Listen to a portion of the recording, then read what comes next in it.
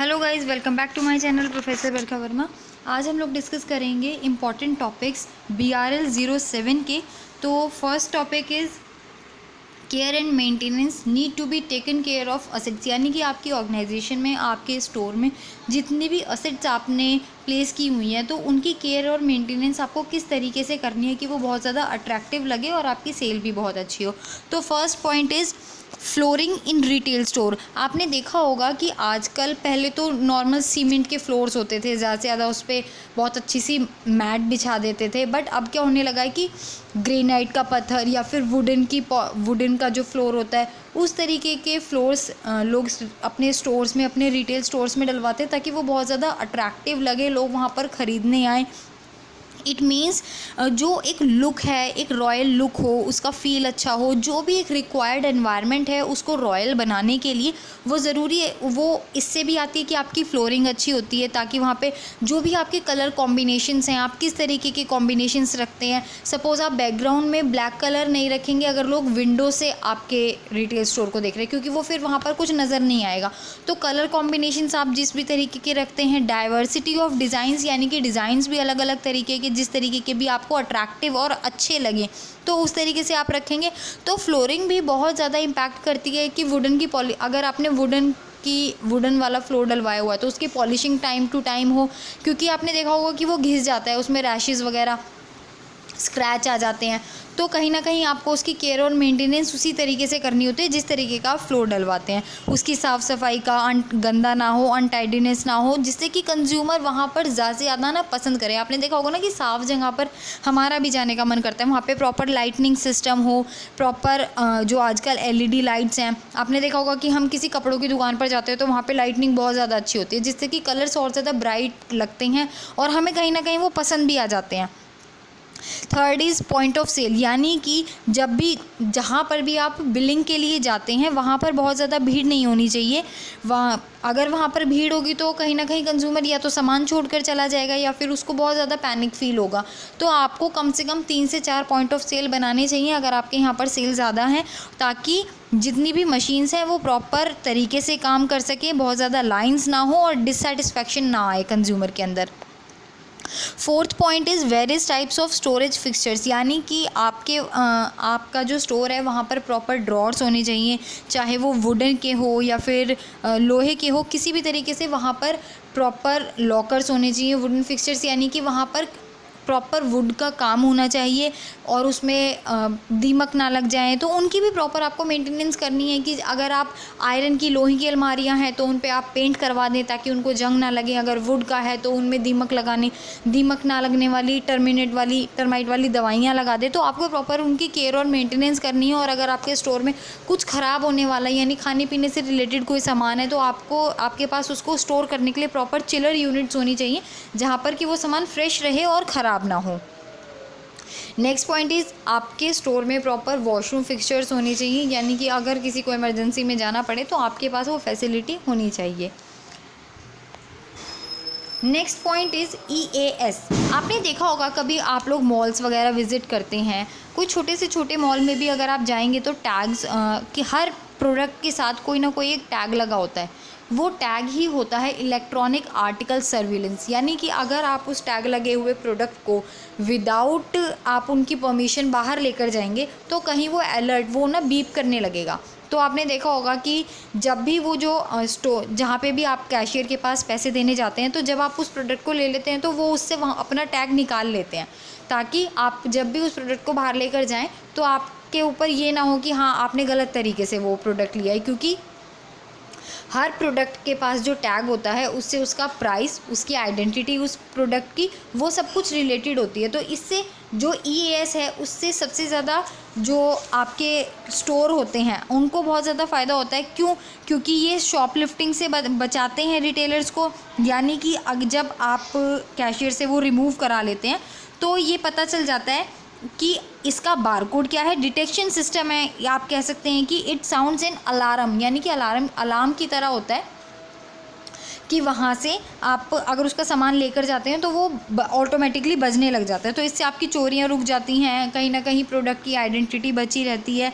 अगर कोई एक टैग को दूसरे टैग पर लगा देता है, यानी कि आपने कपड़ों का टैग किसी टिफ़िन बॉक्स पे लगा दिया तो ऑटोमेटिकली उनको पता लग जाता है। तो इस तरीके से आप टैग भी रिमूव नहीं कर सकते हैं। तो EES से आपको बहुत ज़्यादा फ़ायदे होते हैं, बेनिफिट्स होते हैं। आपकी जो भी स्टोरेज है वहाँ पर शॉर्टेज से बच जाते हैं, आपको हर एक चीज़ की रिकॉर्ड पता होते हैं, लोग चोरियाँ नहीं कर पाते हैं। और सबसे बड़ी चीज़ कि आप लोगों के सामने सामान को हाथ लगाकर देखने के लिए, एग्ज़ामिन करने के लिए आप अच्छे से रख सकते हैं, बिना किसी डर के कि कहीं आपका प्रोडक्ट को नुकसान ना पहुंचा दें या फिर चुरा करने ले जाएं। और अगर आप खुद से प्रोडक्ट एग्ज़ामिन करते हैं, खुद से हाथ लगा कर देखते हैं, तो कहीं ना कहीं वो उनको एश्योरिटी देता है कि हाँ ये प्रोडक्ट अच्छा है, फीलिंग ऑफ सिक्योरिटी, और कंज्यूमर को भी ट्रस्ट होता है कि नहीं यहाँ से प्रोडक्ट अच्छा ही मिलता है। तो आप कह सकते हैं कि with protection of EES goods is protected by security tags, not eyes और कैमराज। यहाँ पर कोई कैमराज या फिर कोई आँखों से या देखने वाला आपने कोई पर्सन खड़ा नहीं किया हुआ, ये ऑटोमेटिकली एक टैग है जिससे कि आप अपनी जो आपका स्टोर है उसको चोरियों से और बहुत सारी चीज़ों से बचा सकते हैं। Next point is qualities of good cashier, यानी कि जो आपका कैशियर आपने बिठाया है उसके अंदर कौन कौन सी क्वालिटीज़ होनी चाहिए। सबसे पहले वो प्रेशर हैंडल करने के एबल होना चाहिए। ऐसा नहीं है 4 कस्टमर एक साथ खड़े हो गए तो वो होपलेस हो जाए। उसके अंदर ये प्रेशर हैंडल करने की कैपेबिलिटी होनी चाहिए। उसको आपके जितने भी प्रोडक्ट्स हैं उनकी नॉलेज होनी चाहिए, कौन सा प्रोडक्ट कौन से डिपार्टमेंट से आया है, कौन से सेल्स प्रमोशन लगे हुए हैं। सपोज़ अगर वहाँ पर कोई डिस्काउंट चला हुआ है और उन्होंने विदाउट डिस्काउंट प्राइस अगर लगा दिया तो कहीं ना कहीं आपको भी ये लगेगा ना इसको तो कुछ पता ही नहीं है। तो जो भी कैशियर है उसको इस बात की नॉलेज होनी चाहिए कि किस किस चीज़ पर डिस्काउंट आया हुआ है, किस प्रोडक्ट के लिए उसे कितना प्राइस टैग लगाना है, कि कौन सा प्रोडक्ट किस प्रमोशन से रिलेटेड है। तो प्रोडक्ट की पूरी नॉलेज होनी चाहिए। उसके बाद आता है remember faces, products, prices and sales promotion. जैसे कि मैंने आपको बताया कि जितने भी प्रमोशन वहाँ पर हैं उन सबसे वो अवेयर होना चाहिए, प्रोडक्ट का प्राइस क्या है, जितने भी, ताकि आप जो स्टोर है उसको फाइनेंशियल लॉसेस से बचा सके। अब अगर आपने टैग चेंज कर दिया, सपोज़ किसी कपड़े का क्या टैग जो है किसी कपड़े पे लगा दिया, अब है तो गारमेंट्स का ही टैग, बट अगर आपको उन प्रोडक्ट्स का रेट पता है तो आप पहचान जाएंगे कि ये गलत टैग लगा हुआ है। तो इस तरीके से आप अपने स्टोर को लॉस से भी बचा सकते हैं, जो आप रॉन्ग प्राइसिंग के वजह से जो टैग हट जाते हैं। यानी कि अगर सपोज़ किसी स्टाफ मेंबर से ही रॉन्ग टैगिंग हो गई, यानी कि किसी प्रोडक्ट का टैग किसी प्रोडक्ट पे लगा दिया, तो वहाँ पर प्रॉब्लम आ जाती है। तो कैशियर को इन सब चीज़ों के बारे में पता होना चाहिए कि कौन से करंट प्रमोशन है, किस चीज़ के लिए उन्होंने एडवर्टाइज़ किया है, और कंज्यूमर को जितनी भी क्वेरीज हो उनका आंसर करने के लिए भी कैशियर को पूरी नॉलेज होनी चाहिए। और नेक्स्ट इज़ कंज्यूमर फ्रेंडली, यानी कि अगर उससे 4 सवाल कर लिए तो ऐसा ना हो कि वो इरिटेट हो जाए। कंटिन्यूसली वो कंज्यूमर से इंटरेक्ट करता रहे और बहुत ही फ्लो में वो बात करे। ऐसा नहीं है कि बहुत ज़्यादा इरिटेट हो। तो it must interact continuously and flair to deal. It must be polite, friendly and greet consumers on arriving, यानी कि आने पर जब आप उन्हें ग्रीट करते हैं तो उन्हें बहुत वार्म वेलकमिंग लगती है और उन्हें अच्छा लगता है वहाँ पर आकर। तो आपका जो कैशियर है वो बहुत ज़्यादा एक वेलकमिंग मूड में होना चाहिए। Next is it should be good with numbers, यानी कि उसकी कैलकुलेशंस बहुत अच्छी होनी चाहिए। ऐसा नहीं है वो उंगलियों पे बस गिनता ही रह जा रहा है। तो उसकी कैलकुलेशंस बहुत अच्छी होनी चाहिए, स्पीड में कैलकुलेशन करनी आनी चाहिए, ताकि जितनी भी फाइनेंशियल ट्रांजेक्शन्स हैं उन्हें वो हैंडल कर सके। नेक्स्ट इज़ क्वांटिटी कन्फर्मेशन, यानी कि the person responsible for totalling amount charging consumer that amount collect payment, यानी कि आप जो भी अगर आप एक ही प्रोडक्ट को 2 बार उसको टैग निकाल करके आप 2 बार उसे लिस्ट में लगा देते हैं तो आप कंज्यूमर का बिल बढ़ जाएगा। तो ऐसा ना हो, इस तरीके की मिस्टेक्स नहीं होनी चाहिए कि आपकी जो क्वांटिटी, अगर आपने 5 सामान लिए हैं तो 6 का बिल ना बन जाए। तो क्वांटिटी मैटर करती है। तो इस तरीके की कोई भी क्वांटिटी कंफर्मेशन होनी चाहिए कि किसने कितना सामान लिया उतने ही सामान का बिल बने। ऐसा नहीं होना चाहिए कि एक ही सामान को आपने 2 बार गिनकर बिल बना दिया है। So it must B quantity confirmation. Next है आपका सप्लाई चेन। सप्लाई चेन का मतलब है कि आपके बिजनेस में आने वाली जितनी भी कॉम्प्लिकेशंस हैं उनको हैंडल करता है, क्योंकि एक ही पर्सन सब जगह पर सप्लाई नहीं कर सकता। तो इसके लिए प्रॉपर एक चेन बनती है। उसमें आप सबसे पहले सपोज़ एक गुड्स डिस्पैच होते हैं, फिर वो इन्वेंट्री में आते हैं, इन्वेंट्री से होलसेलर के पास जाते हैं, फिर उसके इन्वेंट्री में जाते हैं, फिर कंज्यूमर के पास जाते हैं, बिल बनता है। तो प्रॉपर एक सप्लाई चेन होती है कि डायरेक्टली मैन्युफैक्चरर से कंज्यूमर तक नहीं जाता, प्रॉपर एक सप्लाई चेन होती है।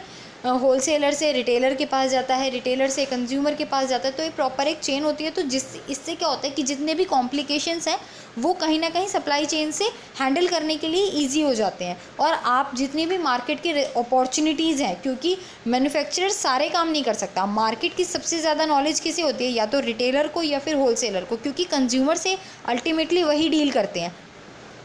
तो कहीं ना कहीं अगर सप्लाई चेन बहुत अच्छी होती है, इन्फॉर्मेटिव होती है, आप कंटिन्यूसली कम्युनिकेट करते रहते हैं अपनी सप्लाई चेन में, तो आप जितनी भी मार्केट की अपॉर्चुनिटीज़ हैं उनके ऊपर बेटरली रिस्पॉन्स कर पाते हैं, यानी कि आप उनके अकॉर्डिंग प्रोडक्ट बना पाते हैं। तो इसके बेनिफिट्स क्या क्या हैं? First is delivering benefits. अब आपको कौन कौन सी चीज़ों में बेनिफिट्स होता है? सबसे पहले आपकी एफिशिएंसी इंप्रूव हो जाती है, आपका जो भी स्टोरेज का मैनेजमेंट है, यानी कि जो आपका इन्वेंट्री मैनेजमेंट है, जो भी आपके गोडाउंस हैं, वेयर हाउसेज हैं, उनका जो मैनेजमेंट है वो अच्छा हो जाता है, क्योंकि आपको पता है कि 2 दिन बाद सामान हमारे पास आएगा, तो उतने टाइम में आप उसके लिए स्पेस बना के रख सकते हैं। तो अगर आपकी जो सप्लाई चेन है वो बहुत ज़्यादा ऑन टाइम है, डिसिप्लिन्ड है, तो आपकी बहुत सारी कॉम्प्लिकेशंस ऑटोमेटिकली कम हो जाती हैं। Next point is better visibility, यानी कि अगर आपकी सप्लाई चेन बहुत अच्छी है, कम्युनिकेटिव है, तो आपको पता है कि अब फ्यूचर में आपको किस अकॉर्डिंग काम करना है, यानी कि common view for the forecast, यानी कि फ्यूचर के लिए जब आप सोचने के लिए जाते हैं तो आप एक कॉमन व्यू रख पाते हैं, क्योंकि बेटर आपका जो पिछला एक्सपीरियंस है उसके अकॉर्डिंग आप अपने फ्यूचर के लिए जो भी प्लान्स हैं वो तैयार कर पाते हैं। Next point is enhanced response and implementation. आपका इम्प्लीमेंटेशन अच्छा हो जाता है जब आपको ऑटोमेटिकली सब कुछ पहले से पता है, आपको अपनी सप्लाई चेन पर भरोसा है, तो आपका इम्प्लीमेंटेशन भी बहुत अच्छा हो जाता है। And faster recognition of deviations, यानी कि आपकी सप्लाई चेन में जहाँ पर भी चेंजेस आने वाले हैं, सपोज़ आपका कोई होलसेलर क्विट करने वाला है, कोई काम छोड़ने वाला है, या कहीं भी कोई चेंजेस हैं, तो उनके अगर आप सप्लाई चेन में कम्युनिकेशन में रहते हैं, आपकी सप्लाई चेन बहुत अच्छी है, इंटरैक्टिव है, तो आप जो भी चेंजेस होते हैं उनके लिए ऑटोमेटिकली पहले से तैयार हो जाते हैं और पहले से उन्हें पहचान भी लेते हैं। नेक्स्ट टॉपिक है आपका organisational structure. Organisational structure basically क्या होता है कि आप जब भी एक ऑर्गेनाइजेशन में काम होता है वो एक हायरार्की में होता है, ऐसा नहीं है सब एक ही लेवल पर काम कर रहे हैं, प्रॉपर एक हायरार्की मेंटेन होती है, जिसमें क्या होता है टॉप लेवल होता है, मिडिल लेवल होता है, लोअर लेवल होता है, फॉरमेन्स होते हैं। तो एक प्रॉपर हायरार्की में सभी लोग काम करते हैं। हायरार्की परसेप्शन ऑफ एम्प्लॉयज़, यानी कि जितने भी एम्प्लॉयज़ ऑर्गेनाइजेशन में काम कर रहे हैं वो एक हायरार्की में काम करते हैं, उनके अकॉर्डिंग एक टॉप लेवल होता है, मिडिल लेवल होता है, लोअर लेवल होता है, फिर फॉरमेनशिप वर्कर्स वगैरह होते हैं। तो वहाँ पर प्रॉपर ये डिटरमाइन कर दिया जाता है कि किसके पास ज़्यादा अथॉरिटी है, किसकी क्या रिस्पॉन्सिबिलिटी है, किसको आंसरेबल होना है। तो ये सब चीज़ें ऑटोमेटिकली उसमें डिसाइडेड होती है, आपका ऑर्गेनाइजेशनल स्ट्रक्चर जैसा भी होता है। अगर आप एक सेंट्रलाइज्ड आप स्ट्रक्चर फॉलो कर रहे हैं तो सारी पावर किसके पास है? हेड क्वार्टर के पास है, टॉप मैनेजमेंट के पास है। बट अगर आप एक डिसेंट्रलाइज स्ट्रक्चर फॉलो करते हैं तो पावर्स कहीं ना कहीं बटी होती है, ब्रांचेस में भी जो मैनेजर्स होते हैं उनके पास भी बहुत सारी पावर्स होती है डिसीजन मेकिंग की। तो it depends structure to structure कि आपकी कंपनी, आपकी ऑर्गेनाइजेशन कौन सा स्ट्रक्चर फॉलो कर रही है। और ये हॉरिजॉन्टल एंड वर्टिकल लेवल पे भी होता है।